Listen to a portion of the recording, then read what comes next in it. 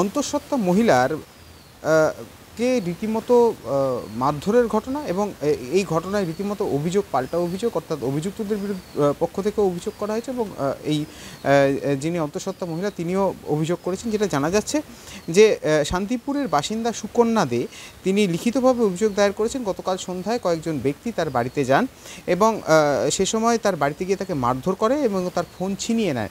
এরপরে রীতিমতো তিনি সেখান থেকে এসে শান্তিপুর থানায় লিখিত অভিযোগ দায়ের করেন এবং হাসপাতালেও যাওয়ার সময় পাননি, তার কারণ তিনি মনে করেছেন যে থানায় জানানো দরকার।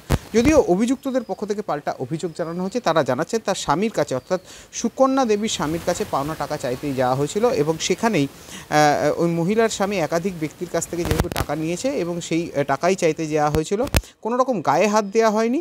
তবে এই যে সুকন্যা দেবীর স্বামী তিনি যতবার চেক দিয়েছেন ততবারই চেক বাউন্স করেছে, আর সেই টাকা চাইতে গেলে অভব্য আচরণ করেছিলেন, কিন্তু মারধরের কোনো ঘটনা ঘটেনি। তবে এই ঘটনা আসল কী ঘটনা সমস্তটাই তদন্ত, অর্থাৎ অভিযোগ পাল্টা অভিযোগের ভিত্তিতে তদন্ত শুরু করেছে শান্তিপুর থানার পুলিশ।